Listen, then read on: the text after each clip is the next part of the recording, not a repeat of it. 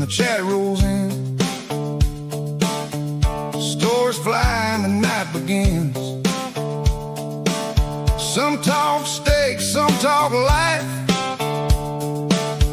Some just trying to get it right. Names on the screen, but it feels real close. Laughing easy like we're all on the porch. Different roads, but we meet right here. Pull up a chair, we're already there. Target Prime Rib, come on in. Riblets gather, let the talk begin. Laugh a little, say what it is. Ain't no pressure here in this carnivore keto. However you roll, we're just talking live and feeding the soul. Ain't about perfect, just where you're at. We're all hanging out, chewing the fat. Come on back, chewing the fat.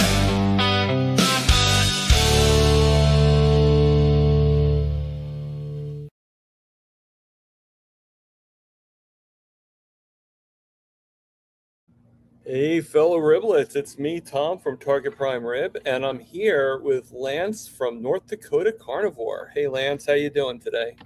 I'm doing great, Thomas. How are you today?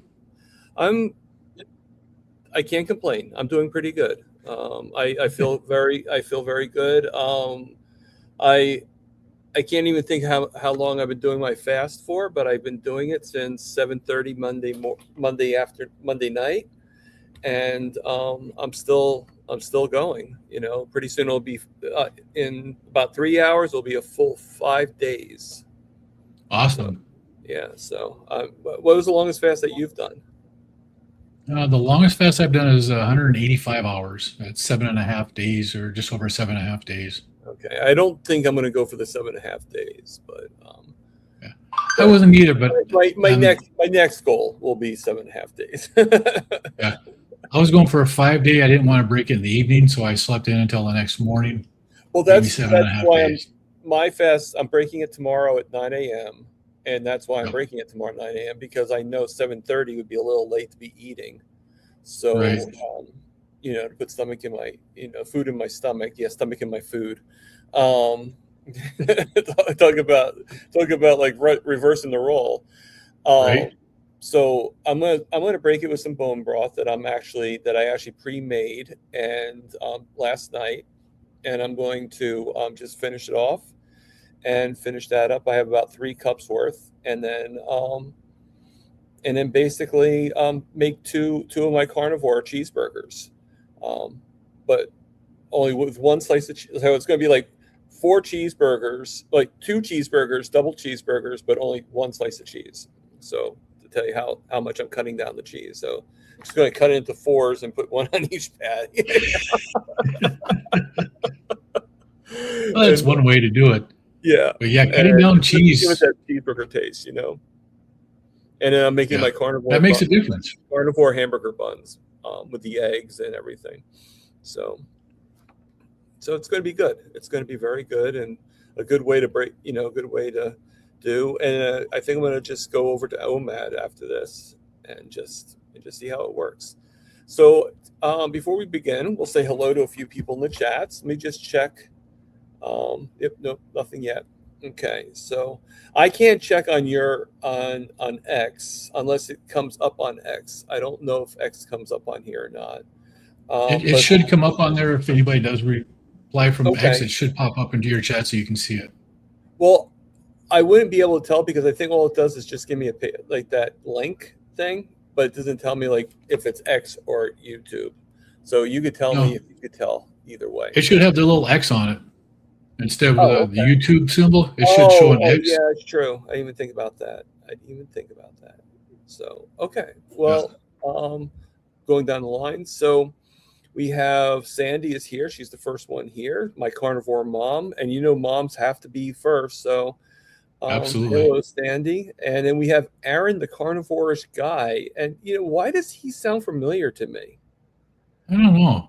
I don't know. It's like he reminds me of the guy I had on last week. So right, yeah, that's a hard one to follow right there. Yeah, I know. Well, he's carnivore-ish, so it's Right. like, okay, he's not fully carnivore. So, and 22 cat. Hey, Lynn, how you doing? She claims she only has one cat, but then why would you put on your thing that you have 22 of them? Right. And she's on both channels, so she's on your channel and my channel. And then we got Sharon Steadfast. How you doing, Sharon? And it's going to get more. We have John Together Strong is here, and without Awesome, him, John. we would not be together or strong. And then on your channel, we have a new person I've never seen before. So welcome onto my channel too. We have Babe Dowell. Hey, Babe. Good afternoon from Oklahoma. Let's show that on the screen. Hey. Yep. Oh, I can't believe I didn't see it. And we got Terry P on the thing. Hello. And we also got Grandma. Life wouldn't be good without Grandma. So Great. And oh my God, I'm here back from Boston. Yeah. You traveled far, Gary. I still can't believe you slept through the alarm to get on the plane. So, and we got Mason's here. Hey, Mason. Saying hello to Aaron, even though Aaron's not here. And we got Just Jerry is here. Listening to y'all, I get ready for church. All right. See, Jeffy. Hello, Thomas, Lance, Aaron, and Lynn. So this is pretty cool. So I just like Gary, I just traveled from Boston without leaving my house, and now I'm back. So that's actually pretty cool, isn't it? Oh, it is. I mean, we got D is here, and we also got there it is, Smoothie. Hey, Smoothie. Well, so many people are coming up quickly. Right. And we got Trinbrook Acres, and it would not be the trio without Lance, Aaron, and Brian. Hey, Brian, how you doing? Oh, Brian. All right. And my new favorite person, Tirza, is here, or Terza. If I mispronounce it, I do apologize. You'll have to come. Lady T. You'll have to come on my show sometime to tell me how to properly pronounce it. And we got Booby Goats. Another person that just snuck into the lineup. Coach Juliet Edens. I was trying to say that 5 times fast. Obviously, I can't. So let me see. All right. So just like always, so we don't interrupt the guest, I am going to put any questions you have into. I'm going to star them, and in that way we can ask it once the guest is done telling their story. So don't worry that I'm not exactly putting your question up there. It's not because I don't acknowledge it. It's because we're waiting until after everything. So please put the questions in QQQ in front of it so I can spot it pretty quickly and pretty easily. And without further ado, I think we will hear Lance's story. Lance, I'm going to give you the mic. All right. I appreciate it, Thomas. Thanks for having me on. And you're right. This has been a long time coming. I remember seeing you and talking with you when we'd go on Dante's Healing Humanity on Sundays. And then the Dr. Kilt's Zoom meetings, I was seeing you in there. What really struck out to me is you had the same name as one of the guys I grew up with, Thomas Pruitt. And I was like, there's no way, because I kept seeing the name, but I was like, okay, I got to find this guy and take a look at him. Really? Yeah. But he's about, like me, he's over 6 foot. He's like 6'4", 6'5". But he's still here in North Dakota. He's not in Florida. Or you're in New York, right? That's right. I'm in New Jersey. New Jersey. Close That's enough. Close. Yeah. Just think it's Hey, I've been to New Jersey once. Yeah. Why? What was did actually, I was in Fort Dix, New Jersey for about, I don't know, 20 hours once. Okay.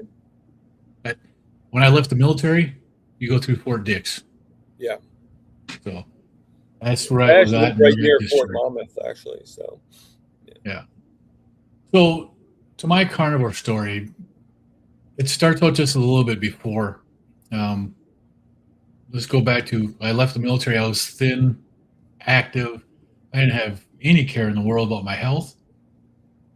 And that changed quickly getting back to the US because I spent 8 years away from the US. And when I got back to the US, my wife and I, we had a kid right after I got out. And we moved from, well, we lived in California for a little bit for about a year, and then we moved to Minnesota. Once we got there, I started gaining a little bit of weight here and there and stuff. So I went from about 200 pounds in 1995 to probably 280, 290 pounds by 2001. And I'd stopped like chewing Copenhagen, and that caused me to gain weight. I did that for about 5 years, and then I started chewing Copenhagen again, and the weight just came right back off. Didn't do any exercise or anything like that. And then I left there. We left Minnesota and moved to North Dakota. I was working out in the oil field, and I progressed up to where I was actually a rig manager, living on the oil rig. More sedentary position where supervising people and not actually out there doing the hard work that we used to do. And I started gaining a lot of weight. I was probably 300 pounds. I started doing Insanity. That Shaun T Beachbody workout, man, that kicked my butt, I tell you. But over 2 years, I lost 80 pounds. Well, it was actually probably a little more than that. I got down to 212 pounds when I was doing Insanity. And I thought I was doing really good. I followed their recommended eating, very lean meats, fish, chicken, very little red meat if ever, and a lot of vegetables, a lot of healthy stuff like that, right? Healthy. Well, in 2015 or so, no, it's 2014, I went to go do a workout one day, and I always had a chest strap to get my heart rate, so I could, track what I'm doing. And I couldn't get a heart rate. My sensor would not work. I couldn't get the heart rate on there. I wasn't quite feeling right anyway, so I was like, okay, whatever. My wife came home and I told her what was going on. She's like, okay, we're going to the hospital. Got in there and I told them, what was going on. I couldn't get it. I still had the chest strap on, and I could show them it won't connect. It's just not, something's not working. My chest was tight. Had a bit of a headache. If you go in there and you say that you can't get a heart rate on your chest monitor, and you have a little bit of a tight chest and a headache, you'll end up on a gurney in the hallway, hooked up to more wires than you can believe within minutes. And maybe 5 minutes after getting there, I was diagnosed as being an AFib already. And that was something new for me. I'd never had that before. I got put on medications, no big deal. The medication that I was on, I actually went to see a cardiologist, and he changed it from what the hospital put me on initially. And that worked for a couple of years until it didn't anymore. I was working at a different job, and I was outside with the guys that were on my crew working. I was a supervisor, so I was watching them, making sure they're doing all the confined space stuff that they had to do properly. And all of a sudden, I got dizzy and lightheaded. I had to lean up against the building and sit down on the concrete apron, and I was like, what the heck? I looked at my watch and saw my heart rate was at 25. So I was like, it can't be right. And checked it another minute later, it was back up to, it's the 60s. And I just kept watching it and go up to 160, and then it would drop back down into the 20s.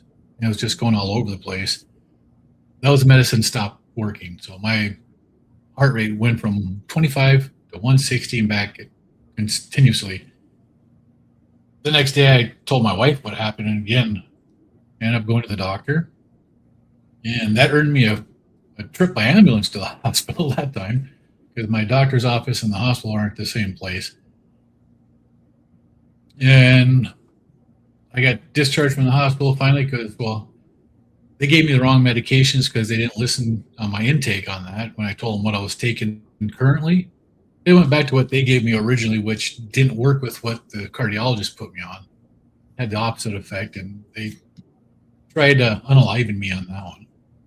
And I ended up going to my cardiologist, and he gave me the choice. He's like, okay, the medicine's not working anymore. So we can do two things. We can try different medications, or we can see if we can get surgery approved and take care of it.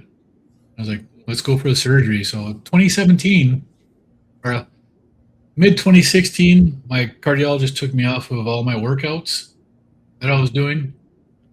He took me off of the basic diet that I was doing because he wanted to see if the workouts and the diet were what was causing it in any way. And then we scheduled my surgery.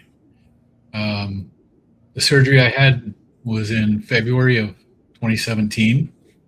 So I went in for the procedures, and I had catheter ablation, which is they put the 3 or 4 catheters in your groin into the arteries, run up, get a 3D map of your heart that's on a screen so they can see where the electrical impulses are coming from. And then they microwave your heart. They just put a little bit of scar tissue where the signal came from to help stop it. And my estimated 2 to 2.5 hour surgery ended up being over 5 hours long. There's a lot more than what they thought was going on in there. But I've been good since then, except for I had anxiety and I couldn't get back to doing any workouts. So come 2020, right before the big pandemic scare that really put everything to a halt, I was diagnosed with high blood pressure. I ended up going to a chiropractor. I had high blood pressure on the intake, which I kind of figured I was taking Claritin D. I've taken that since the 90s. Actually, 1990 is when my allergies started. So I've been taking it for quite a while. It's 20 or 30 years at that point. And I'd stopped taking it for 2 weeks. My blood pressure was always go back down to normal. So I did that, checked my blood pressure instead of, this is like at 138/90, which is, right borderline high at that time. Well, 2 weeks later, it was 220/110. So it actually went up higher. And I was like, well, I think I might have to go see a doctor now. Yeah, they put me on blood pressure medication, and that worked for a couple of days. Then they increased the dose, and that worked for a couple of days. They added another one to it, and then that worked for a few months before it started getting high again. And they added another one. Did a little bit different stuff. I ended up on 5 blood pressure medications in about 3.5 years. So from mid 2020 until December 2023, I was on 5 blood pressure medications. Each medication had a slight side effect of weight gain. Well, for me, those slight side effects hit me hard. I went from about 250 pounds to about 350 pounds. I was 347 at my heaviest. And I was quite round. I had a big belly. It was terrible. In December of 2023, my doctor, it was a new doctor to me. I tried getting put on Wegovy or Ozempic to help me with my weight loss. I wanted to get on GLP-1 because nothing I was doing, calorie restriction or eating supposedly healthy foods, was working for me. It just kept making things worse. I kept gaining weight. I could starve myself and I would gain weight. and my insurance company wouldn't approve it. So that was a no-go. She found a different medication. It was a seizure medicine, and I can't remember what it was. And she gave me that. The side effect of that seizure medication was weight loss.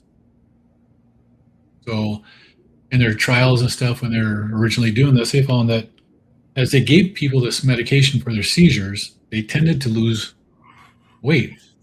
So for 8 months, I took this medication and I lost 12 pounds in 8 months. So in the meantime, nothing's really changed. My appetite's not changed. I'm just eating less foods, trying to lose weight. And one day I'm sitting on the couch after work and scrolling through TikTok of all things, and I see a guy talking about health benefits that he's had on a carnivore diet. Do it, don't do it. I don't give a rip. That's Carnivore Ray. And Oh, okay. I liked his attitude. I love the I don't give a rip stick that he does. It stuck with me. I liked it. But that got me looking at more of his videos, and I searched for him on YouTube. I watched just about everything that he was doing, and I saw how he went from a bigger guy to what he was at the time, which was amazing. That got me to look on YouTube for the carnivore diet. And okay, like everybody else, I found Dr. Berry. I found Dr. Baker, found Dr. Hampton, Chafee, Kiltz, Cywus. I mean, I watched all the good doctors. I watched nutritionist Judy Cho and so many other people on there. And it was just, I learned so much about this way of eating. I searched on Google and all the other search engines. I looked for everything I could find relating to the carnivore diet.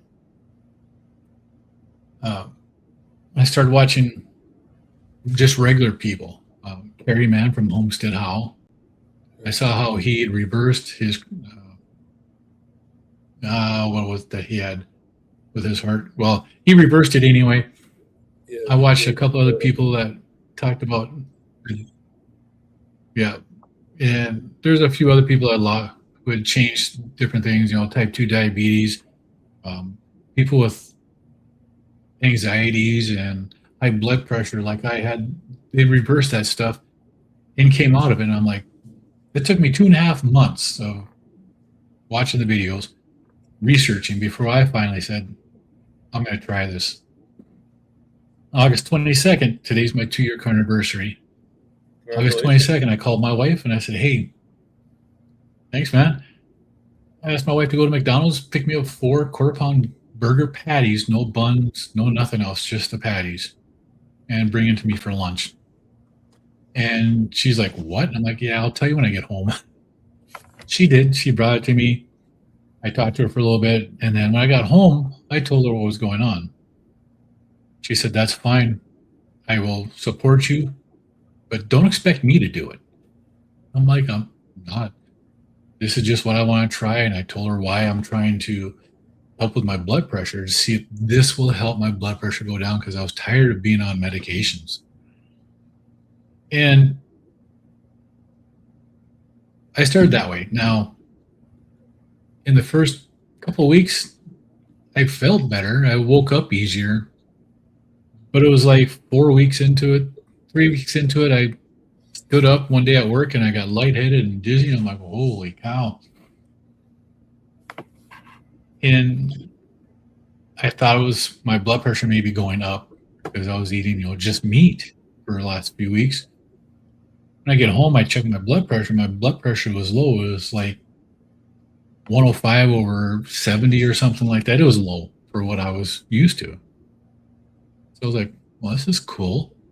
I started bringing my blood pressure cuff with me to work. So anytime I stood up and I felt like that, I'd take my blood pressure, and it was low. So I said, well, why not? Let me take off my nighttime blood pressure medication and see what that does. And for a few days, all right, and it did it again. And I took off one of my daytime ones, the lowest dose. A few days later, so like 4 weeks into it, I was off of 3 of my blood pressure medicines. Now the last 2 I was on, they were maximum doses. I got a hold of my doctor and I got an appointment. I went in, I told her what I was doing and what I wanted. It was a dual medication, so the 2 of them were together. I wanted the one taken out completely. I just wanted the higher dose of the maximum one left in there so I could, titrate off of that. She didn't like the fact that I was eating just meat. That did not make her happy, but my numbers were all right. And she didn't want to do it, but I told her, this is what I am going to do. It's either you help me do it this way, or I'm just going to stop. You either work with me or you don't. And she's like, no. Right. And she said, all right, I'll do this. But you got to be careful. And I said, yeah, I will be. I told her I'm taking my blood pressure and I take it, so I know where I'm at.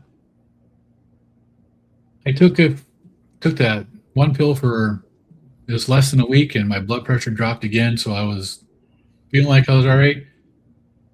I cut it in half, did it for another few days and my blood pressure was dropping again. I stopped taking it. A couple days later, my blood pressure was up. So I took that half pill again for another few days and then stopped taking it. My blood pressure has been fine ever since. So 6 weeks into the carnivore diet, I came off of all 5 of my blood pressure medicines. And this was just a 30-day challenge to see if it would help me at all. And in 6 weeks, month and a half, I was off of all of it. And I felt great. I was waking up in the morning when my first alarm went off. I had 5 alarms set. It usually takes 4 of them to get me out of bed. Once I got out of bed, I'd have to, wake up, massage my feet, work them around before I could stand on them because I always had pain in my feet. If you watch my opening video on my channel, you see I'm on a scooter at the state fair. My wife did that because I couldn't walk. I could walk for 20, 30 minutes at the state fair, and then that'd be done because my feet would hurt so much. So she got me a scooter so I could ride around in the state fair. But after 4 or 5 weeks on the carnivore diet, I'd get right out of bed and I could get right up and get going and start moving again. Those little pains were gone. Being in the military, I did a lot of stuff that I probably shouldn't have done. You abuse your body tremendously when you're doing this. The military boots are not the best things in the world, but I just figured all these aches and pains that I was having was just me getting old. Right. That's what you think, right? Right. Sometime in middle of October, I stopped drinking coffee and I stopped drinking alcohol. I did that the same day. I'd watched the Laura Spath video, and she was talking about the different effects of the different drinks that you have on your body. And she went over like the fruit juices, the pops, the alcohol, coffee, tea, and all that stuff. So she went over the whole gamut of stuff. And when she was talking about the alcohol, she said, you can drink on carnivore. It's, but just know that if you're doing carnivore for healing, as long as you have alcohol in your system, your liver won't do its general body functions until that alcohol is gone, and you're going to slow your progress. Right. I was like, that makes sense to me. So I was like, okay, I'm done drinking. I'm not going to drink anymore. And that's when I quit drinking. And when I just stopped drinking alcohol, I was like, well, I might as well stop drinking coffee too. I still had like an ache and a pain. I had an ache in my wrist and in my heel of my foot that weren't going away. They didn't bother me all the time, but just some of the time. Right. And I could just, is with this hand, so just gripping, like if I were to grab this here, just grabbing it and holding on to it would cause a tremendous amount of pain. But just hanging out, it didn't bother me.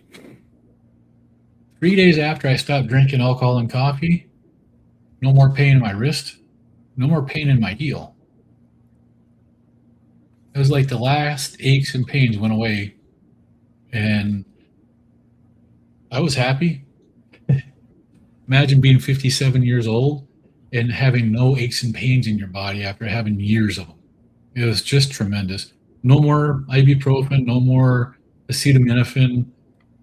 I didn't have to take anything to be pain free, which was pretty damn cool.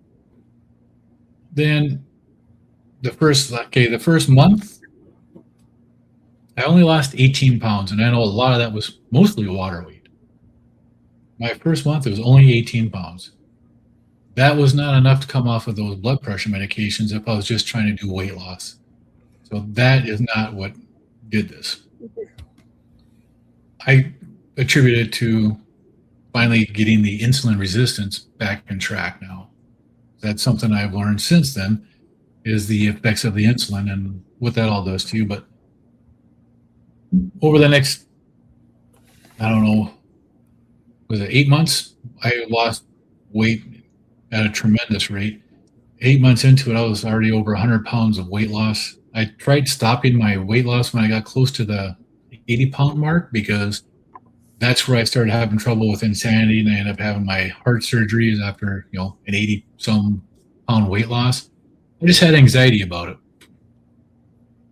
And I didn't get that stopped until I was like 112 pounds gone, which is pretty damn cool. Even trying to stop my weight loss, I had a hard time stopping it. Then once I realized that I'm all right and I can do this, I started trying to lose weight again. It came off slower, but so far now, as of the 5th of this month was my lightest weight that I've gotten to, again, was 205. So I went from 347 to 205. I've lost 142 pounds from my heaviest weight. I've come off of 5 blood pressure medications. I came off of allergy pills I was taking for 30 plus years. My anxieties are gone. Even like the anxiety for working out. I've recently started working out again. And that's thanks to Booby Goats and Bacon Runner. So Aaron and Donna Ray, they inspired me to start working out again, watching what they're doing.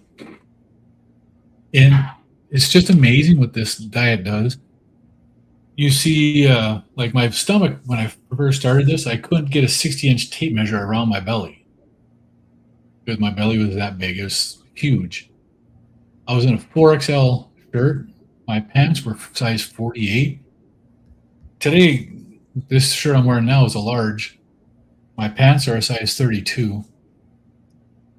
It's just a tremendous difference. You can see in my face. I mean, my face used to be big and round, and it's not like that anymore. Yeah, it's a huge, and that a lot of that is inflammation. It's just amazing what this way of eating will do for somebody, and it's a travesty that our health industry won't talk about it and won't recommend it to anybody, because it goes against the narrative that has come from the people who are doing the research and doing the curriculum for our medical staff, because they're trying to push processed foods and they're trying to push medications instead of proper healing. And proper healing comes from a proper diet, not from a bottle or a pill. So, but that's where I'm at now. In the meantime, I have learned a lot of stuff. I also did the Dr. Kilt's carnivore coach or health coach certificate. So I'm certified health coach through Dr. Kilt's. Yep. And there's a number of us who have done that. I know you've done that also. It's an amazing course. I learned so much from that. And I actually did that for myself, for my self-knowledge. And for my channel, when I'm talking to people, I try not to step outside the bounds of what we're supposed to talk about and the way we're supposed to do stuff. So I'm not giving people bad information, but I'm giving them my experience more and that type of a thing, so that I don't get in trouble with it. Right. That's the last thing you want to do. Yeah, no, I agree. I totally agree. So, okay. So I'm going to start doing some of the questions, but I'm going to go to the last one first. This is from Lucy Auerbach, and she's on my channel. Hey, Lucy, welcome. Awesome interviews, Thomas. Keep doing you. Thank you, Lucy. I appreciate that, and you keep on doing you. So, let me see if any new questions came up. Nope. Okay, so the first question that was asked, Brian's asking you, what number is after 6? Funny, Brian. Yeah, Brian warned me he's got some good questions coming up for him today.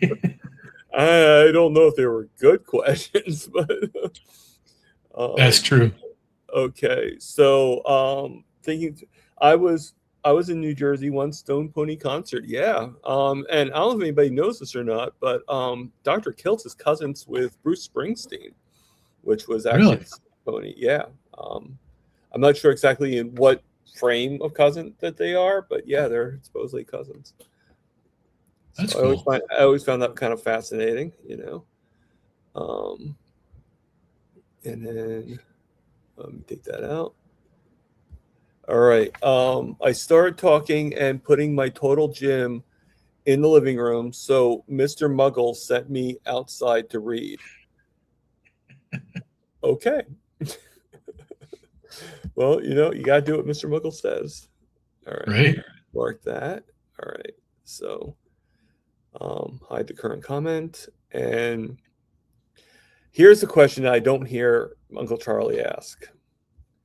How many times a day does he eat, and what does he eat? Thank you. Well, Uncle Charlie, You are consistent, Uncle Charlie. I'll give you that. he is. But you know, for people that are new watching this, it's actually a very valid question. Oh, it's actually one of the best And I- questions out there. It's probably why It Uncle is. Charlie asked it, because it sounds, you know, I agree totally. But it changes on how I feel. I don't just stick to OMAD. I don't just stick to a 2MAD. I don't do a 3 meal a day.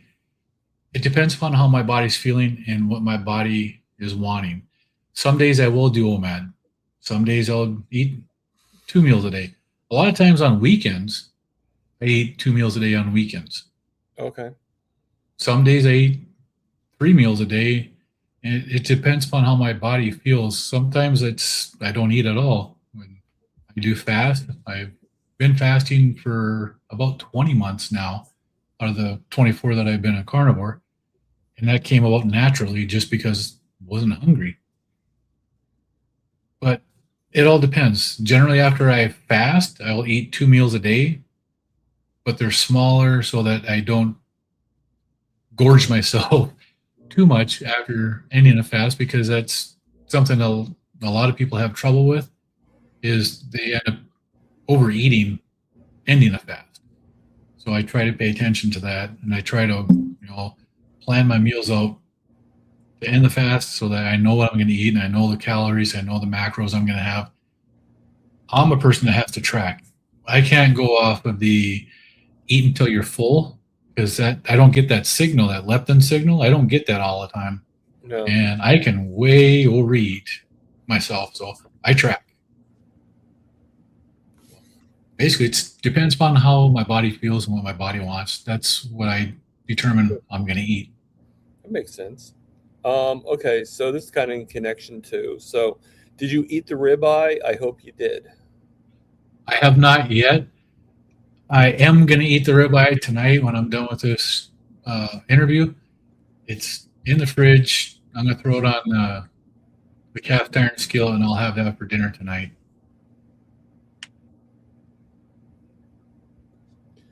All right, and this is a compliment from Lucy. I'm guessing she's complimenting both. I'm going to say she's complimenting both of us. By the way, my treat, you have inspired me and so many. Thank you, Lucy. I appreciate it. Thank you. Okay, so let's hide that. Get back to the top. And Rick is, for some reason, there are two live streams. Oh yeah, I put that up because I noticed that. And Bacon Runner said something about there being three under your name and there's one under my name. So do you have three different channels? Well, I have no for my YouTube. I have it on the vertical and the regular stream. I came up on both of those, and That then might be why. Okay. I just do the regular stream. yeah, for whatever reason, I've been going back and forth on that with the vertical stream. I've taken it off on some of the videos just to see what the difference is. Right. And when I sent this one out to my channel also, I guess that was selected automatically. I didn't check on Yeah, that. if you have it marked in there, it's going to automatically do it. So Yeah.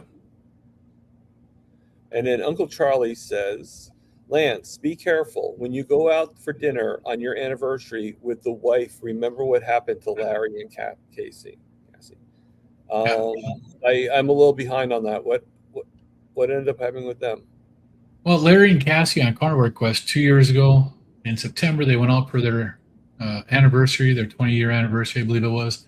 They went to an expensive Italian restaurant. They said that they're going to have one cheat meal, and that threw them off for 15 months.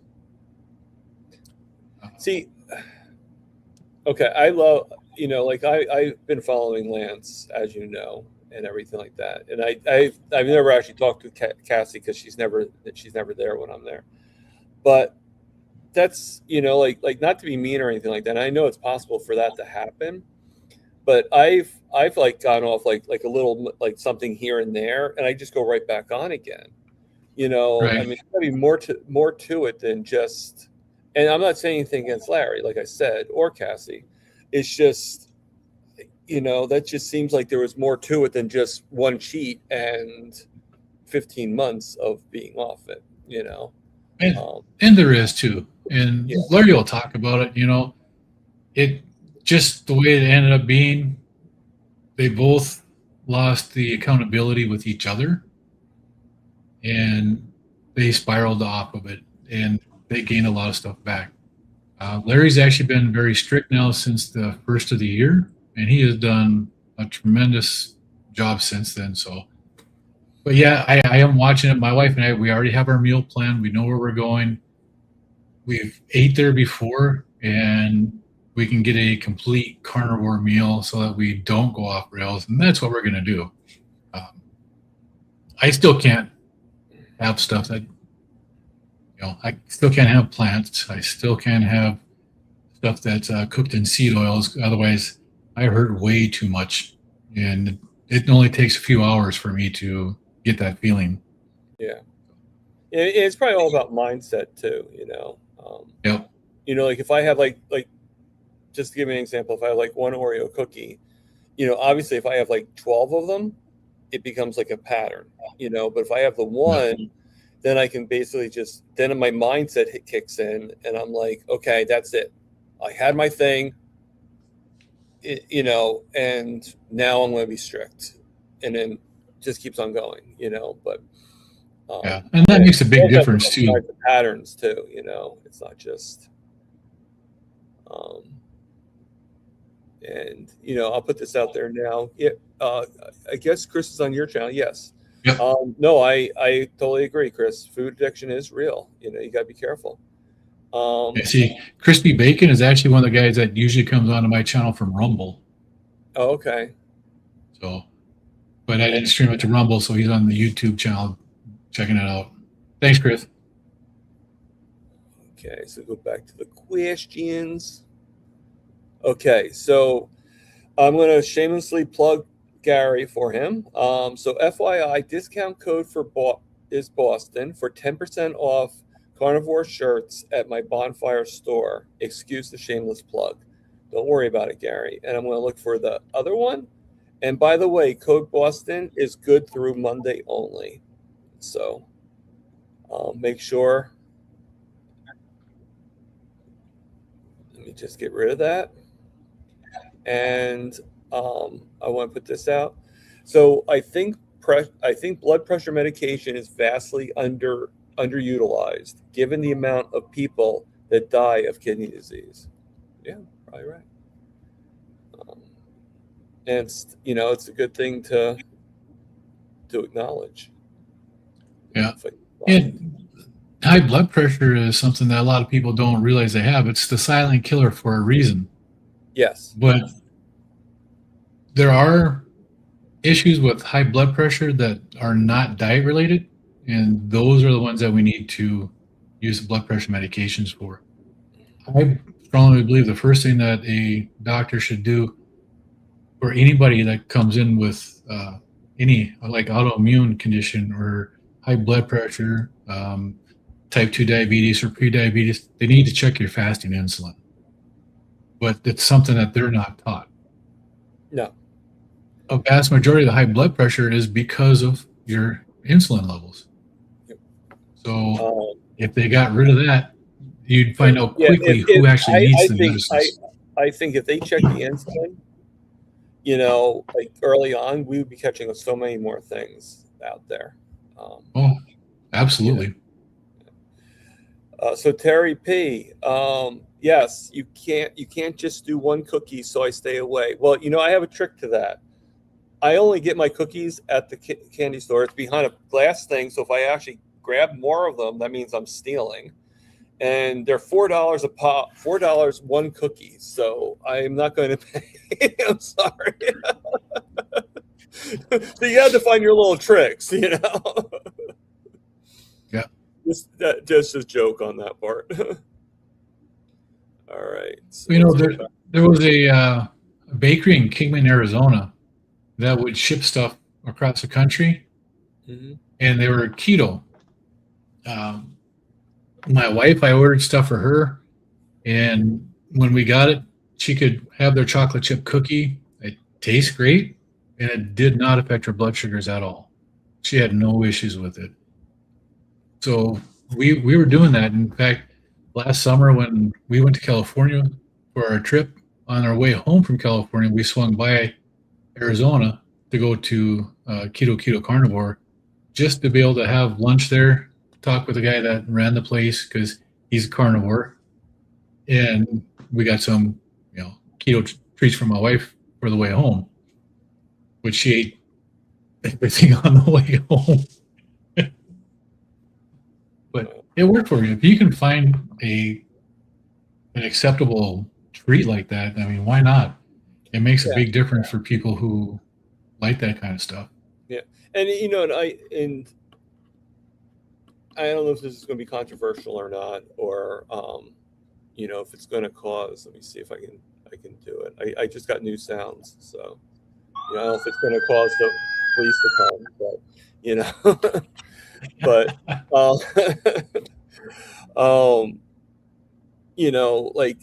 I think if you have a small craving and you think you can handle it, then I don't think that it's that big. It's not going to break you. Or, like I said, I think Larry and had a bigger story than just cheating one time. Yeah. But so let's go back to this. And I'm not sure if I actually worded what I said right or not. I just, oh yeah, this is where Bacon Runner says about, actually, I'm seeing 3 for Lance and 1 for Thomas. Well, you know what? That means that's three times more that Lance is going to be advertised.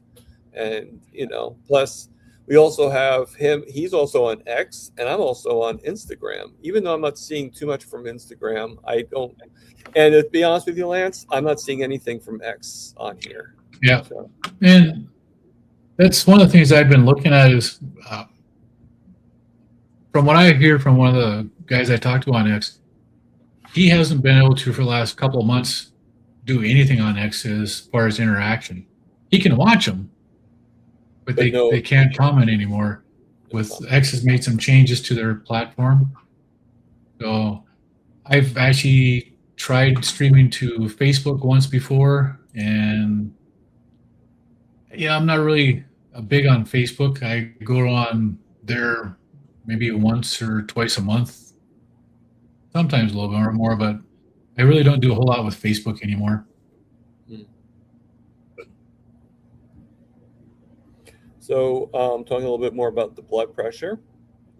So Rick just said that his blood pressure is 90/60. Yeah, you never have high blood pressure, Rick, for whatever reason. And Bill says I'm 105/68, but I got not so good heart. Well, even if you don't have such a good heart, Bill, that's still not bad. From Yeah, what I hear, and for me, when I was coming off of my blood pressure medications, at those levels, that's where I was lightheaded and dizzy because I was so used to having blood pressure in the 200s over the 100s. So getting down to that level was tremendous. It's like a diabetic. My wife is type 2 diabetic, and when her blood sugars first got down into the normal ranges, she wouldn't feel good. She would feel off and have to have something to eat. But the more and more she was in normal ranges, the better she started feeling. That's the same with me with my blood pressure. Once it got down to the normal range and it stayed down there, I was feeling better. But I couldn't get there on medication. No. So Rick is, I never get lightheaded. I never get out of breath either. Yep. Rick, That's good. you are a dynamo. Definitely. Let me see. I'm going to mark that, even though it's not a question. I'm going to still mark it. All right. So, let's see. Yeah, you know what? I'll show it now. So Tirza says, Chris, Dr. Barry said that some people may always need some BP meds and diabetes meds. There can always be underlying issues. Mine was slightly high since 15.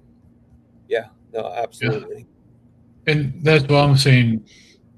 By checking the insulin level, the fasting insulin to begin with, that's where you can differentiate whether it's an existing condition or something that needs the blood pressure medication. Because if it's just a fasting insulin issue, by cutting the carbohydrates out, you can help to relieve that blood pressure a lot faster. But there are conditions out there where the blood pressure has nothing to do with your diet. And that's where people will continue to need the blood pressure medications. Same with the diabetes, type 2 diabetes. For some people, they'll always have to have it. Some people won't. Yeah, that's absolutely true. So what she was answering was Chris P. Bacon. I just realized that. I just saw Chris, but I didn't see the P. Bacon. So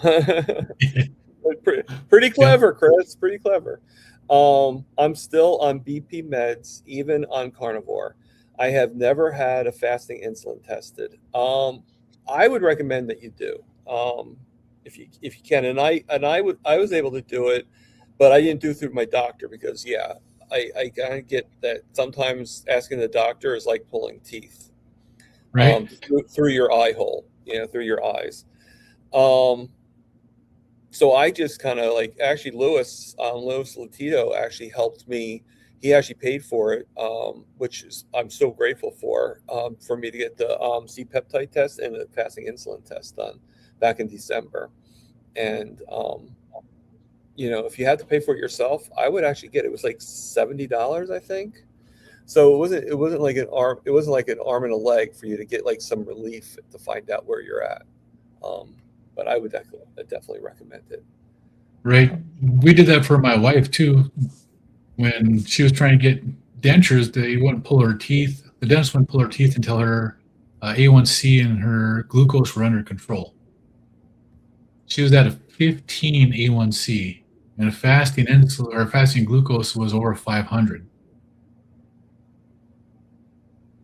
In a matter of 2.5 months, when she was eating carnivore, she dropped her A1C to an 8.7, and her fasting insulin was like fasting glucose was like 160. And that was just by changing that. But we also, to do that, we had her fasting insulin and her C-peptide check too, so we could see that she was making insulin on her own and what her insulin level was. So we were able to see that. But in order to get the doctor to do that, man, that was a pain in the rear to get the doctor to want to do that because she saw no benefit to it. Because they're not taught what those mean. Okay. So, hey, Christy, how you doing? We see you. All right. It's always good to have Christy here. She's like one of the people that can actually come on here without even like needing a stream. So that's, Yep. she's kind of my boss. So all right. So Chris P. Bacon also asks, what group has the worst police, the plant people or the meat people? I don't know. I would have to say the plant people because they are so militant. Yes. Where the meat people, we might disagree with the way we are doing things, but we're not as vicious as or as militant as the plant people are. And I hope we never get to that point. So Tirza says that she's heading into church. So bye all. Fantastic live. Thank you, Tirza. Thanks for stopping in. Yes. And thinking for myself, Dee says, I would say the plant people attack. Yes. Yeah. Well, you saw, I'd have to like load it up. I don't have it with me right now, but did you ever see the meme I did on AI with proving that we like the cave painting, proving that we actually hunted plants? I believe I've seen that, yes. Yeah. So I won't show it since we've all seen it. All right, so I'm going back to the top. So Brian, Lance, have you noticed any changes in how you feel since you've started exercising again? I don't feel sore after exercise, which, when I was doing the insanity workouts and when I first started doing Focus T25, because that's what I'm doing again is the Focus T25. Even after coming off of insanity, going into that workout, I was sore for days after those workouts. I'm not sore anymore. No, I can push your myself. recovery time is so much better, isn't it? It is. It's tremendously better. Sleep overnight. You wake up in the morning and I'm mostly recovered. I had a little soreness in some of my muscles, but not like I used to have. Not even close. Yeah, I know. I mean, like with my walks, like I go for the walk, I used to have to stop every like 5-10 feet every time just to kind of get my leg rested and stuff like that. And now it's like if it's 100 feet, it's more than expected,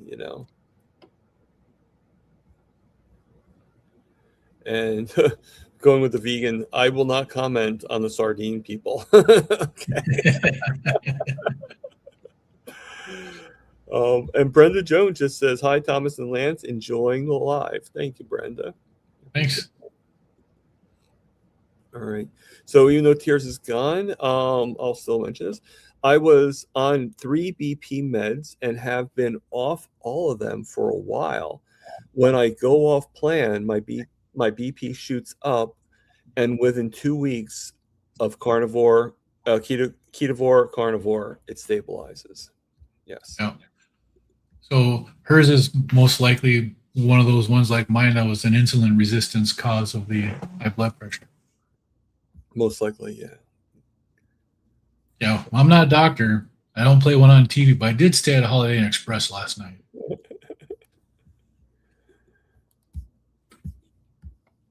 All right. And Terry P is saying, Thomas, I'm on the treadmill right now, and that cookie is making me go longer. Okay. Whatever works for you. All right. Oh, that's weird. I just got a notice that Laura Russell is going to be live soon. So today's not usually the day that she goes live. Yeah. All right. So Thomas, I'm proud of your face is getting leaner. Thank you, Uncle Charlie. It's very kind of you. And it's easier to see without the beard on there.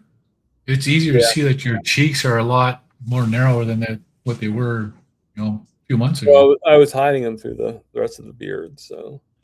Yep. It's about time for me to start growing a beard because, after September, it gets cold here quick. Yeah.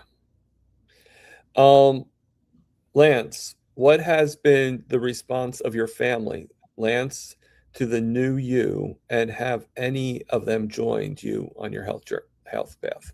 So have any of them become carnivores? I think what he's asking. Well, my wife is about 99% carnivore. She likes peppers and onions.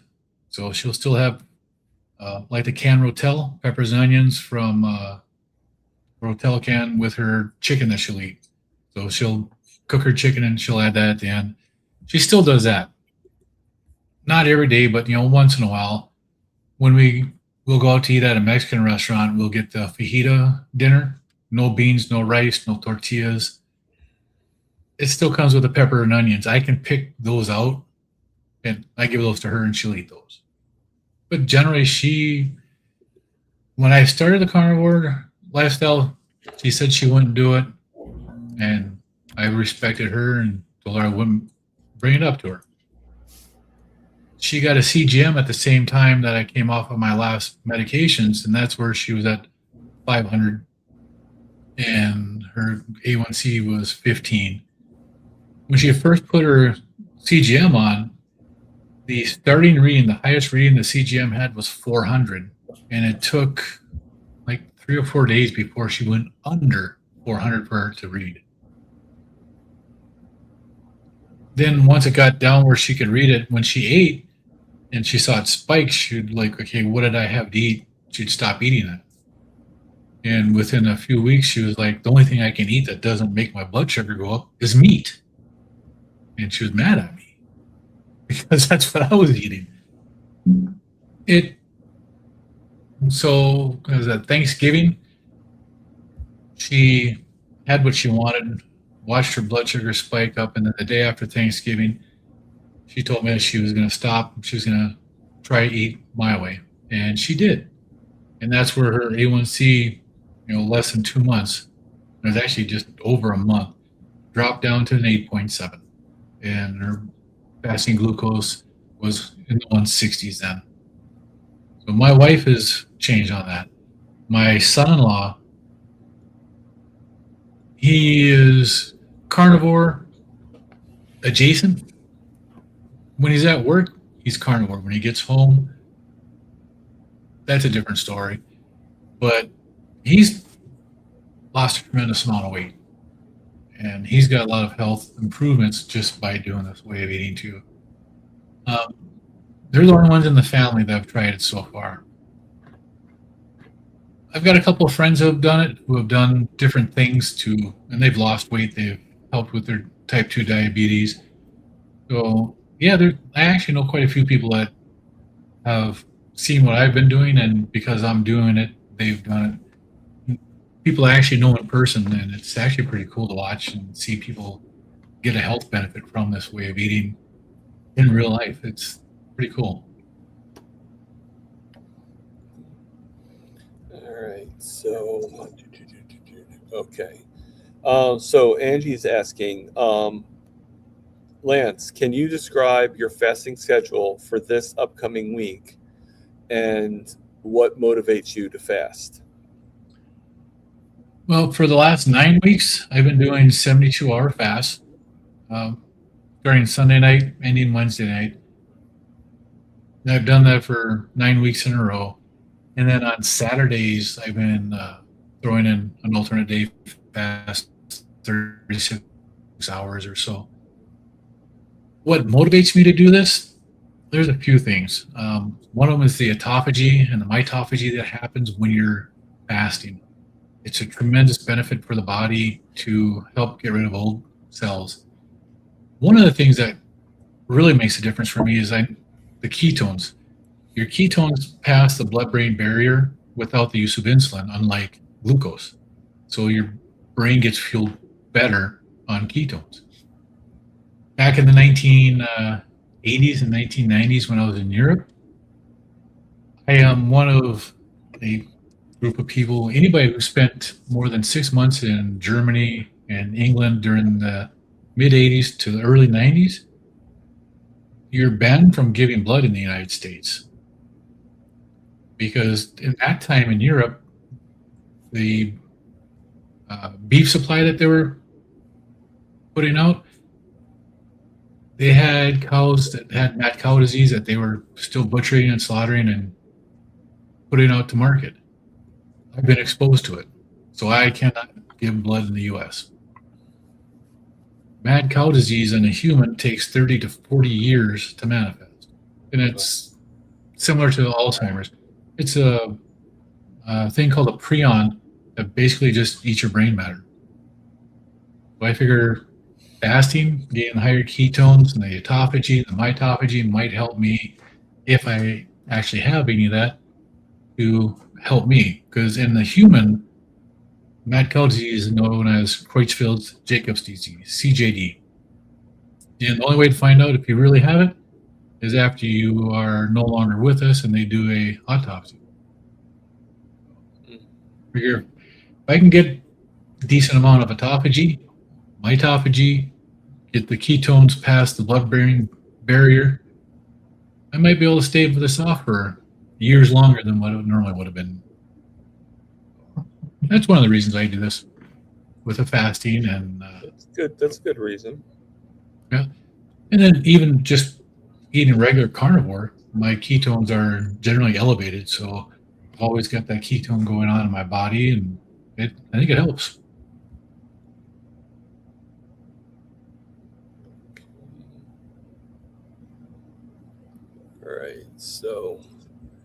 All right. So Diana is asking Lance, how long did you say you've been doing this, and how much you said you've lost 183 pounds? So how long have you been carnivore? About 2 years, right? At 270 days as of today, 2 years. This is my 2-year carniversary, and I've lost 142 pounds. Well, more than 270 days, right? No, it's 720. Sorry. Yeah, I was Yeah, I gonna have say, dyslexia too. like, how could that be less than 1 year? It's a little dyslexic, but yeah, 720 days is 730 days, something like that. Yeah, it'd be 730. Excellent. Sometimes the brain fog is still real. Carnivore doesn't help with the dyslexia. Yeah, no, it still reverses things on you. All right. So now, Lance, can you describe your fasting? Did I already ask this question? Oh, Yep. Did I ask it? Okay. Let me get rid of it. Sorry, Angie's. And am I getting questions? I thought I erased them. By the way, I already asked that question. Yeah. I must have really liked it that I kept it on twice.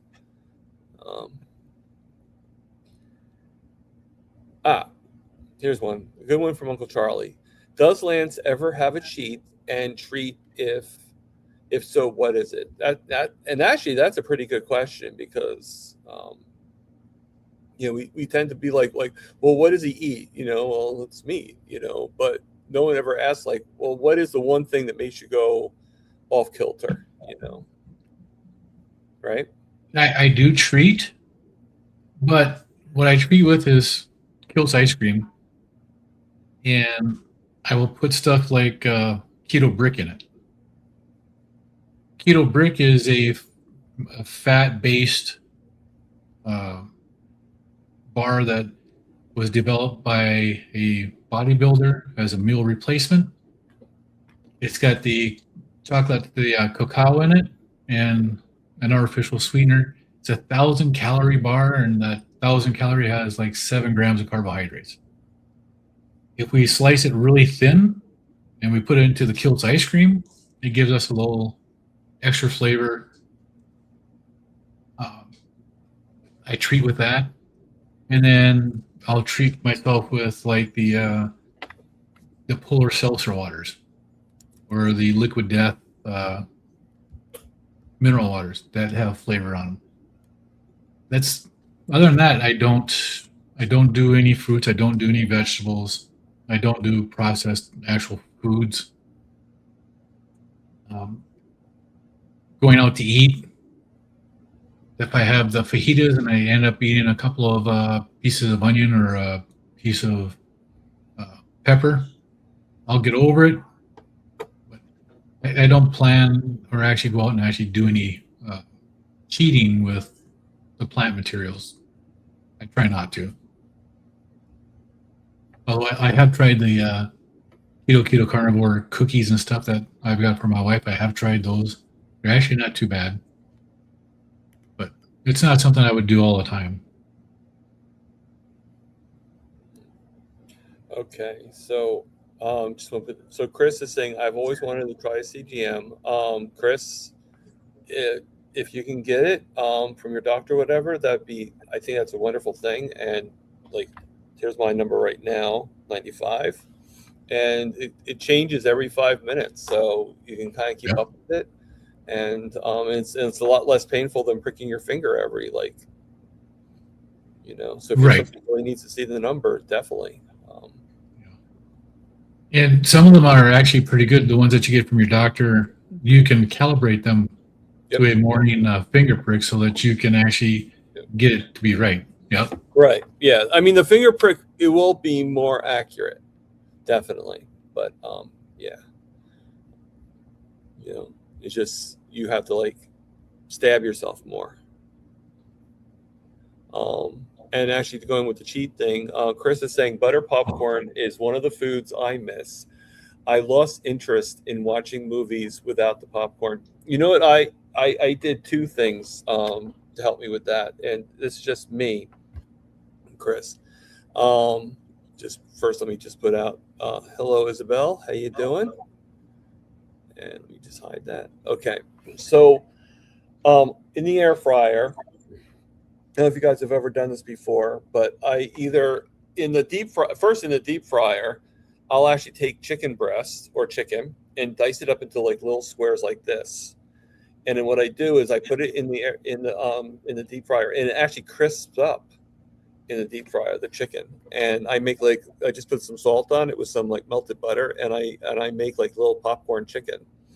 So it's like, that gives you the experience because it's basically the motion that we do, right? Or I'll do beef fat trimmings in the air fryer, cut them up, same thing, and I make little things where I'm like just eating the beef fat trimmings. So because it's it's like almost like cigarette smoking. It's not the actual smoking that enhances us; it's the actual action going like this. Yeah, it's the habit. Exactly. Now, I do want to go back to that. That is one of the things that, one thing I have cheated on is with popcorn. Right. Hockey games, a hockey game, you got to have popcorn.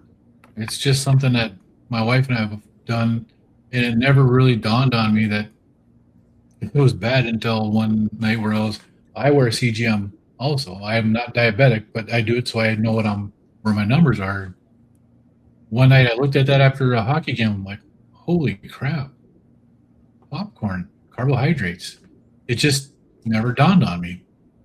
Now when I buy popcorn at the hockey games, one of the guys I work with comes with his kids. We have popcorn fights. I throw popcorn at them. That's the best thing for popcorn, is to throw it at people at a hockey game.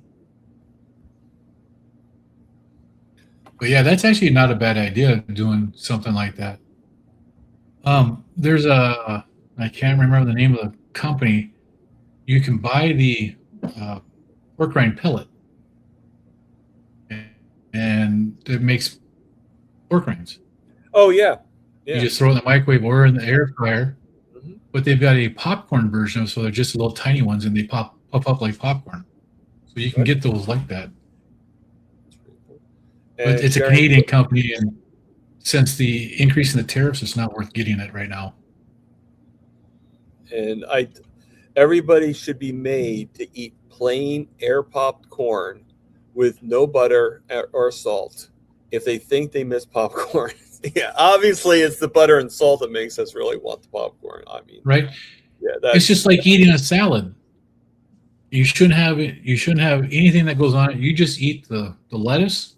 See how you like that. No salad dressing, no croutons, no cheese or anything else.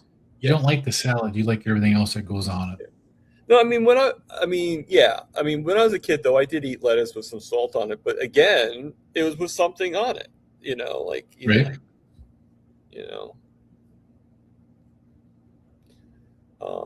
Okay, so let's get rid of that.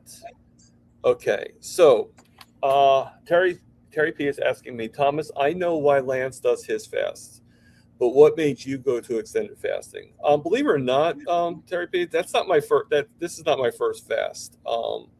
I usually do. I did 5 days once before, long time ago. I've been doing fasting since I was working for Chaz Mataz in Princeton, and that's about 6 years, 7 years now, 8 years.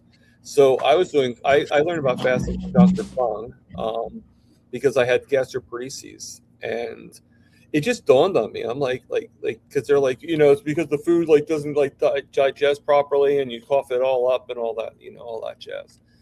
And it just dawned on me. I'm like, well, maybe if I actually try this fasting thing, I would be letting my food digest better, and maybe that would help with the gastroparesis. And it did. It actually was very effective. And but so most of the time though, I'll fast maybe, I think 3 days is my, what do you call that? You're in your fasting zone where it's really well for you. Yeah, it's like my I 3 days is like nothing to me. Yeah. So this was my first 5-day fast in a long time, but it's not that I haven't done that. My longest fast I ever did by mistake, not by mistake, but with certain things happening, was 9 days. And I think it was just a mixture of the different types of fast, because I did 4 days first regular fast, trying to get myself healthy. It's around the time that I had my bad back, and when I had, found out I was it got so bad I was paralyzed for almost 3.5 months, 4 months. And during that time, my doctor had me do an NPO. So I fasted without any water, without any drinking too. And then after that, then when I got out of it, and that was for about 48 hours. So it's 6 days on. And then I ended up getting super sick. And so the other 3 days was me just throwing up all the time. So I couldn't hold things in. So let me just see.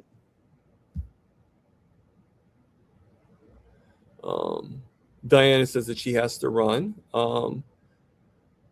That she'll see us all on Grandma's tonight. So yep, see you there. It's you have to go back. I don't know if you know, going back and forth on between the star stuff. Yeah. So yeah, no. But if you're asking me what made me think of doing an extended fast this time, 2 reasons. One, I want to see how it would help me with my sugars, getting my sugars under control. See how I feel with doing it. I feel fantastic doing it. And just like Muhammad did with the mountain, I just wanted to see if I can climb it, basically, So. So how have your ketones been on it? They haven't really been perfect, but I think someone was saying to me that they think it's because I still have to take the insulin. I still take the evening insulin, the long term, Yep. And that might be what's affecting the ketones. Say, Papa Carnivore, how you doing, Peter? Hey, Peter. Yes, Peter's still at work because it's only 5 o'clock.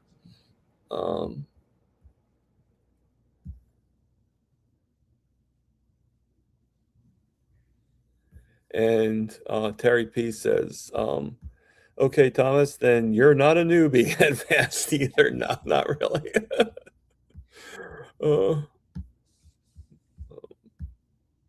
Have you done a sardine fast, Thomas?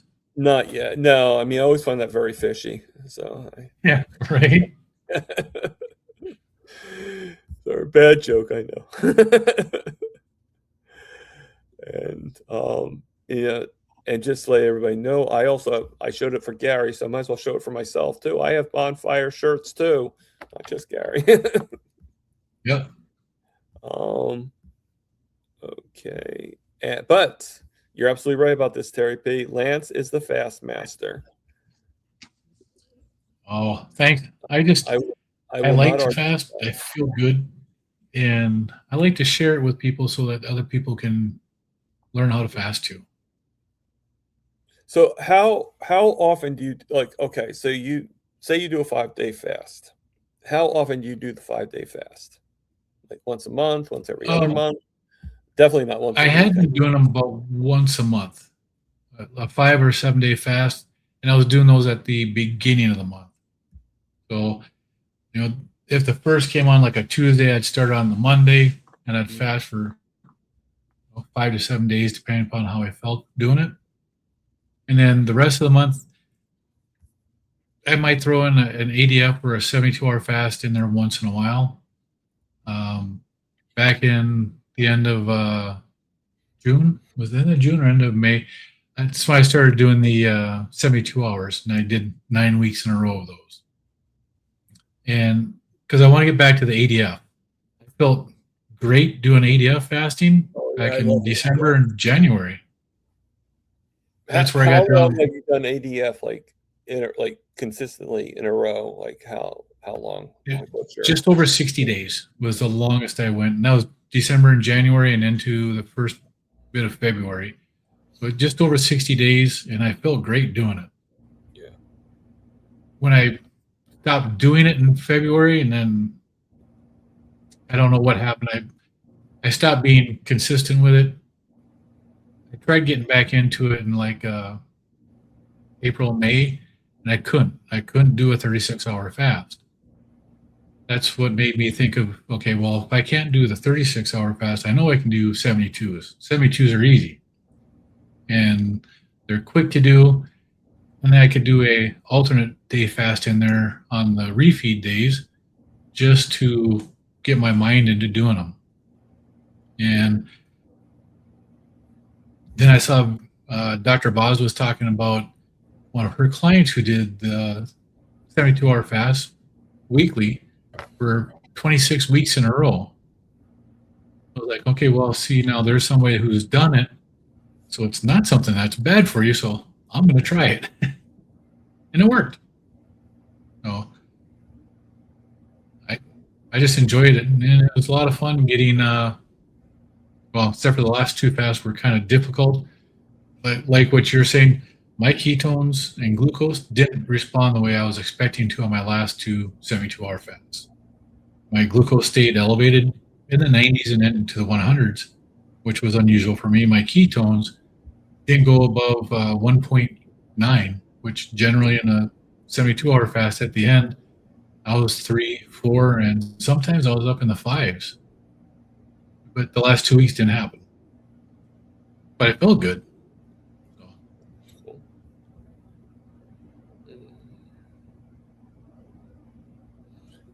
All right. So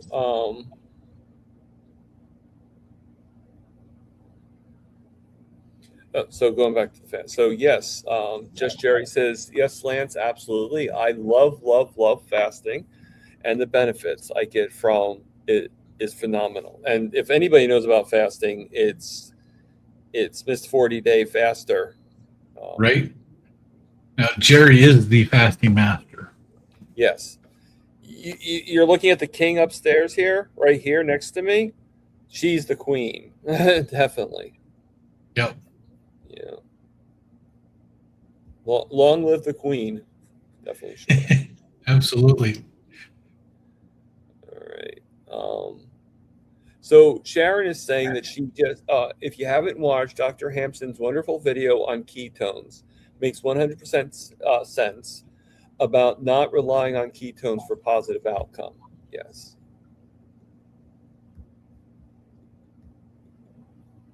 And a lot of people are saying that they saw it too. I haven't seen that one from Dr. Hampton, but yeah, And ketones are just a marker. Yeah, I mean, You I know? don't use ketones as, I mean, most of the time I just look at it. I'll be honest with you. If I wasn't part of the program I am in with Dr. Smith, Dr. Phil Smith, and with SBG on my insulin resistance, I would not even be looking at my ketones. It's just, no offense, but at $50 a thing, I can use that $50 to buy a couple steaks, Right. So. No Slow says steadfast. I used to eat plain aired popcorn. I thought it was healthy snack. Yeah, I guess we did kind of think that, right? So this is probably a question more for you because I don't really know the answer to this. So Brian's asking, out of all the over-the-counter CGMs, which one is the best? I don't really know because I get my prescription. I said, like I subscribe to CGM newspaper. Right. Well, I've only tried two of them, and I've tried the Stello, which is the Dexcom 7, and the Lingo, which is the Freestyle Libre. And I find that the Stello is the more accurate of the two, and I've had less issues with the Stello. And this is just my personal experience. I don't get anything for these, but the Lingo, I've had problems where even just putting it on, by the time the warm up period is done, it's lost signal and is no good. The one thing about the Lingo is their customer service support is amazing. You call them with any problem with it, and they have you go through codes and tell you how to get there, and they send you a new one. Basically, hardly any questions asked if you have problems with it. But I've never had my Stello fail on me in the 2-week period that it's been on. And the Stello, with the NutriSense app, the app itself, you can adjust and calibrate. Neither the Stello nor the Lingo in their over-the-counter version allow you to do a calibration. So that part kind of I don't like on either one of them. But if you use the NutriSense app, you can calibrate at least the Stello you can. And now Stello actually bought the NutriSense app company. So Okay. See, I knew you know a little bit more than I would, yeah, I've experimented. I've tried them both to see which one worked better and which one was worth spending the money. Because if I'm going to spend money, I want one that's accurate.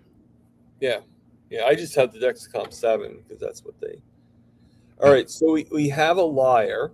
I think she's a liar. No offense, but but she says, in no way did I leave and go in a hot tub. Yeah, right. We see it, Aaron. We see it. We see you. We see the sweat beating up on your brow right now. We see. we see you fibbing. We see right through that. Okay. Here's a good question. Aaron's asking. Aaron, not Aaron, is asking Lance, do you cook with any seasoning? I do. I use smoked salts. I use salt, Redmond salt. I use a Carnivore Chef's Carnivore Companion seasonings. They're clean, no sugar, no artificial sweeteners and stuff like that in there. And I haven't had any problems with aches and pains after using them. And then I use the Meat Church Holy Cow when I cook my briskets and stuff like that. So I do use some seasonings. I have found seasonings that don't work for me. Certain taco seasonings make me feel like I got hit by a Mack truck the next day, and I had that once, and I can't have that again because I don't like that feeling. But yeah, if I cook with a seasoning, I try not to have anything else new. So, or just like anything else, if I try something new, it's that one thing so that I know how I feel and how it affected my body. So, seasonings are seasoning. If they're used sparingly, I don't think there's any problem with it. As long as the carnivore police don't come for you, who cares? Yeah. All right. So we got 18 wheels of carnivore. Hey guys, headed to Chattanooga, Tennessee. Chattanooga. Yeah. That's a beautiful area down there too. Yeah. I always like to say the word Chattanooga. Yeah. So just shameless plug about my coffee. So if anybody wants to support my channel, I will not be mad. Let me just hide that. And Don, long time no see, Don. He's actually at the Boston. He was actually at the Boston meetup today. Awesome. So, and just to also, anybody wants to put in their channel, just put in prime rib, one word, all lowercase, in the YouTube, and it has to be on my YouTube. I'm sorry, it doesn't work. I'm not linked to Lance's YouTube, so but just put into prime rib on my channel, and your channel will pop up, and people will be able to click and subscribe to your channel, especially if you're a newcomer. Very helpful. Oh, that's pretty interesting. Nixon was actually born in Chattanooga, so that's pretty cool. All right, so go back to this. So Aaron, so going back to the popcorn thing, Air popcorn cracked my back molar. I broke it at 16, and my mom said, "Oh well," with a smiley face. I got it fixed at 21. I broke it on banana chip, and finally got it fixed at 30. You have pretty bad luck there, Aaron. I'm not going to deny that.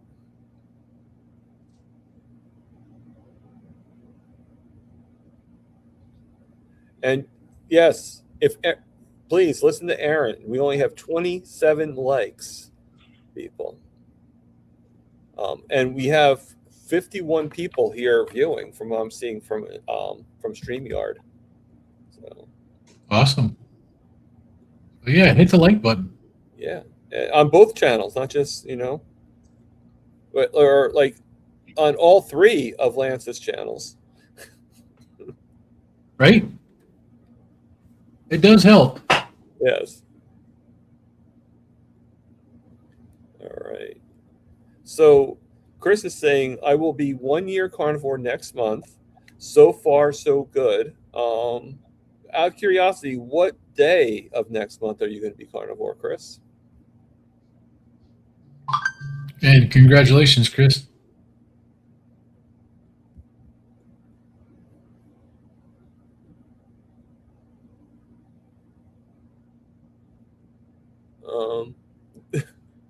Oh, thank you, Wayne. I appreciate that. All right. So let me take that out. You got to take things out if you just ask the questions, right? So Aaron is asking, is the food noise gone? Most of the time, it is. There are things that happen in life where, stress, cortisol start coming up, and that will trigger food noise.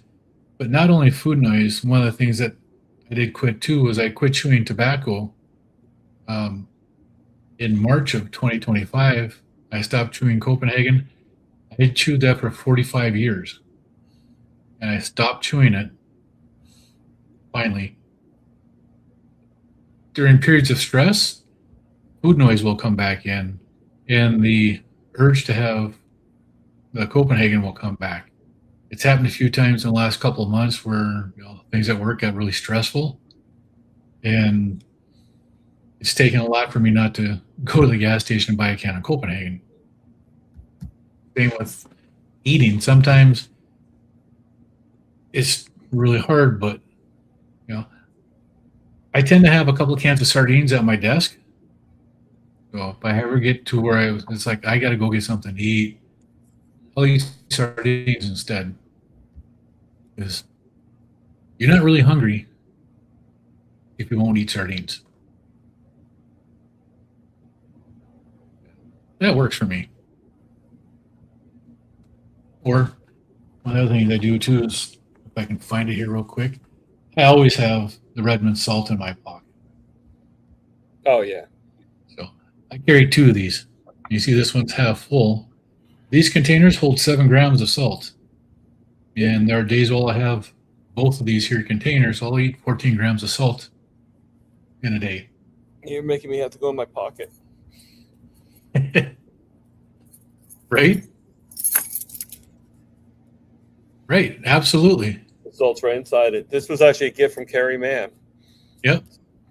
It's a little dirty and faded, so I might have to change it out soon. But Yeah. All that means is that you use it well. I don't know why he gave me a thing with Big Bird Big on Bird. it, but That's amazing. I like that.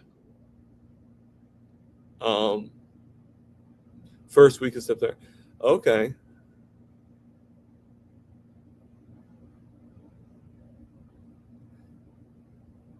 Wow, Chris. Okay, I'm going to show this now. It was the first week of September when I started carnivore. This time, not sure what day.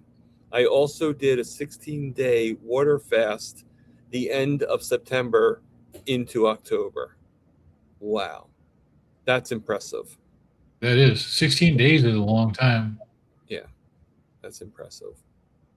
I mean, I guess if your mindset is there and everything, I think it's definitely possible to do that. But Right. yeah, the reason why I asked Chris is because my birthday is on September 20th, so I was just curious. It was around the 20th that you actually started, and I was going to be like, "Hey, it's my birthday!" So, all right. So, Hold on one second here. no problem. So while he's doing that, I will put on the thing. Peter Carnivore says, I got leftover pork spare ribs that I cooked yesterday. I can't wait. Going to have a side of cold butter chunks. And then he follows it with, I bought a whole huge rack for $1.99 a pound on sale. Peter, you find the best deals. That's actually really awesome. Last week I smoked 3 racks of baby back ribs on Sunday. We ate 1 2/3 of one, so I had a little bit left over and a full rack left over. I had the 3rd rack of ribs after I broke my fast on Wednesday. Oh, they were delicious. That sounds good. That sounds good. The 5 eggs with leftover steelhead trout. That sounds pretty good. That's there. good. Yeah.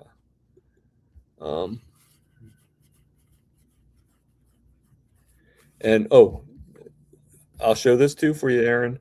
I already ate today, Peter. I ate a ribeye and 2 lamb chops with some butter at 7 in the morning. Nice. I mean, I'm not gonna lie. I haven't had any butter because, and I find that that has been helping me, obviously. But I'll put this out there. I do miss it. I do. Like just like one pat. It's like, Yeah. I'm not gonna get it. I'm not gonna buy it. But I'm just saying. I do love especially the salted butter. See, I like the butter bites. Yeah. So big. The car, like when you put them when you melt them down, get them all brown. The brown butter bites. Yep, brown butter bites. You know what it tastes like to me? It tastes like that maple candy. Yeah, it's got a caramel flavor. It has it kind of like especially when you put the salt on it, like The Werthers. Yeah, exactly. Yeah, exactly. Yeah. So Baby Dowell says, Big Food and Big Pharma is in for the profit. That was when we were talking about Yep. And yes. And Angie's asking, did Mrs. O have any symptoms of high blood pressure or sugar, or did she find out just by testing the CGM? She was diagnosed with type 2 diabetes back in 2000. we were trying to have another kid, and it wasn't working so well. And she went to the doctors because she wasn't feeling good. She was having pains, women pains, and she got diagnosed with PCOS, type 2 diabetes, and there was something else. And the combination, the doctor said that you will not have kids again. Women that come in with those three things together generally will never have another child. 4 years later, we had our son. So we proved them wrong, but yeah, it was because of a regular checkup that she had. She was diagnosed with type 2 diabetes. She was put on metformin. She's one of the people that does not do good on metformin, the regular version, or the extended release version. She doesn't do good on any type of metformin. So she's had issues controlling her diabetes because all they want to do is give her metformin. Okay, so we have 3 questions left in the star. So so this is not really a question, but Erin says that her mom told her that to eat air popcorn because it's less fatty. Okay, well that's what a lot of our moms told us, isn't it? So, Yeah, it is less fatty because you're not putting anything on there. It's more fibrous, and that's helps to plug you up more. all right. And I'll put this right on. My friend had a smoker we had used to smoke all sorts of cheeses. I never tried blue cheese, but now I will try it. Yeah, I like all types of cheeses. I mean, that's my family used to say I'm part rat. Even though we found out that mice actually, believe it or not, if you really want to get them attracted to traps, put peanut butter on the trap. Peanut butter is a much better thing than cheese for a mouse. Yeah. They do like that. Now, smoked cheeses, I've smoked cheese before. I like it when you can go to the grocery store and you find the little blocks, 8-ounce blocks on sale. It is so nice to just take that 8-ounce block, throw it in a smoker, and light a smoke tube, and just let it smoke in there for a few hours like that. So good. All right, another. This is one I was looking for before. So Angie's 100. That's why health industries should not be trusted. Yes. Now there are some out there that are good, but you're right. We can't down everybody because that would be downing like Dr. Kills, Dr. Hampton, but there's a lot of education that still has to go on. Basically. It's the general teaching is flawed, is what it is. Yeah. And the doctors and the nurses and the healthcare professionals, they're not intentional in giving us wrong information. They are being trained with the wrong information. That part is intentional by the companies who are producing it and publishing it. It's not on the doctors and the medical staff. Yeah. So I took it out by mistake. I didn't mean to. But what's your favorite sardine? My favorite one right now, I like the Polar smoked sardine, the one in the round can with the clear top. Man, is that good. It's got a really nice smoky flavor to it, and it doesn't have that fishy smell or anything with it. It's actually really good. I don't do sardines, so I'm not really a sardine connoisseur. I just get the Walmart in water. I don't even get anything in them or anything like that. I just get the in water, and that's basically it. You can get these Polar ones at Walmart too. Yeah, I probably can. I'm just saying, I just get their, I just order their own brand and just get because it's like $1.06 per can. So it's, here's an announcement. Are you guys ready for the announcement that I just found out? Absolutely. Finally got rain. Excellent, Rick. I know I know you Awesome. forgot what rain felt like, so.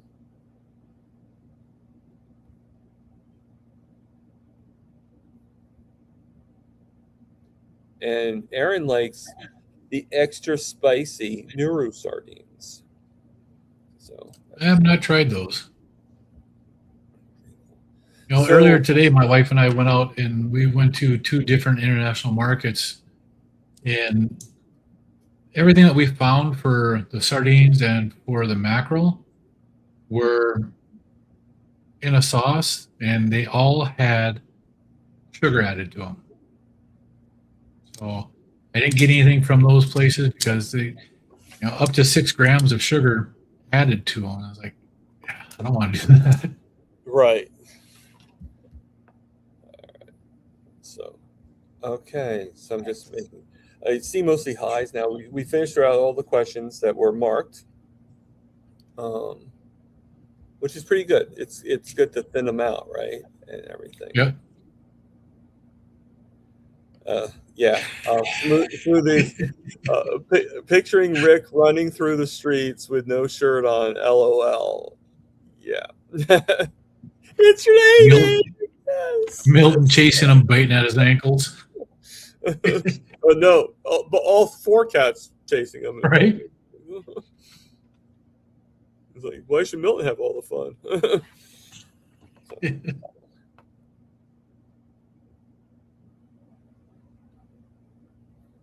Aaron said it took a month to get here. I haven't had Nuru in quite some time. That's supposed to be pretty good sardines. The ones that you have to order. Yeah. And meanwhile, I found out that a local store here carries the polar sardines in the glass jars, 9.5 ounces for $4.99, which is 53 cents per ounce. And those are some actually really good sardines too. I like those ones. The ones in the clear, the round ones in the clear that they have at Walmart, they're the same as the ones in the jar. It's cheaper that way. Excellent. So I'm trying to think of some. So I don't have anybody to come on. I don't think I have anybody coming on. Let me look at my calendar.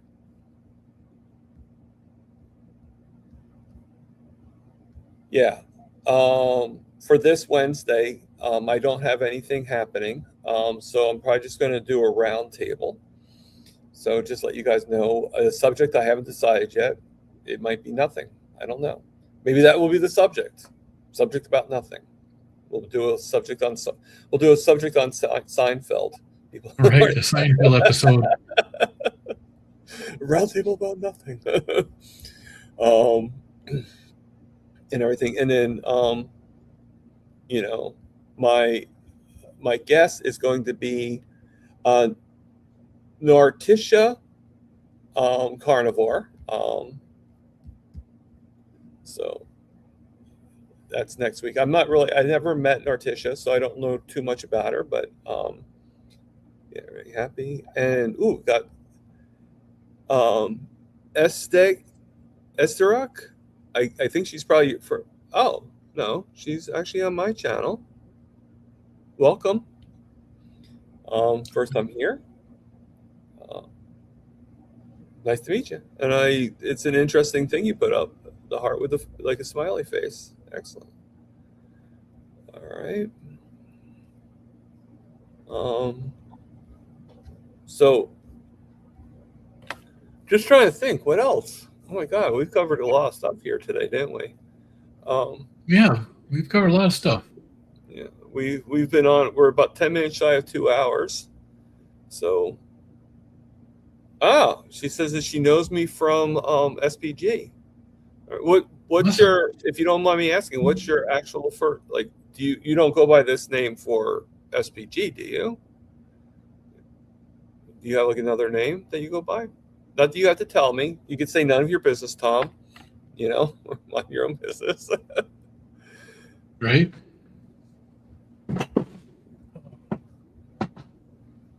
Esther. Oh, okay.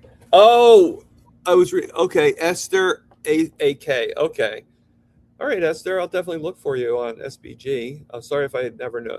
I think I've seen you before. I think I've seen you before. So, um, yeah. So, just let anybody know. I am booked for all the Saturdays in September. But I do still, I'm starting October bookings. So if anybody wants to be on my channel, then just let me know. Email me at tpruitt40@gmail.com. And I'd be more than happy to interview you. And if you want to ask Lance on how torturous this is, It's it's so rough. or you could ask Brian, Aaron, all the others. So anybody that wants to be on, just let me know, and we will schedule that appointment. Normally, I do Wednesdays and Saturdays at 4 p.m. And if you need to do a Wednesday instead of a Saturday because of work scheduling or whatever, like Peter Papa Carnivore, that is absolutely fine. We can do that, and we can just not do a roundtable that day. That would be the roundtable being on Saturday, and we just vice versa. So, and I definitely have on the 19th. I was able to get Emma Mann on September 19th to be my guest. So I'm actually grateful for that, and everything. So Emma's got some great stuff on her channel. oh God, Emma's amazing. She really is. One of the things that I've talked about with a couple of the people that I've recently met on YouTube are the carnivore pork chips that she did. You take a pork tenderloin and you cut it thin, you dehydrate it and you use popcorn salt on it, and it's like a Pringle. Love that. Gives you that nice crispy chip-like thing that people crave and stuff. So plus the salt. Yeah, and it's not bad for you because it's made out of pork. So to give you my full lineup for September, for my Saturday guests, I have Rick Vincent from Twin Acres Carnivore, and then I have Danivore Podcast is going to be here, and then Emma Mann on the 19th, and then on the 26th, I have Todd Bachnes from Carnivore Cure. It's awesome. So pretty good lineup. And then do I have anybody in October? Let's see. Nope. October is totally open. So again, anybody wants to be a guest on the show. And if you've been a guest on the show and you want to come back, we'll talk. Ivy, hey, how you doing, Ivy? I think actually Ivy, if you want to be on, if you can, I'd like to have you on in October.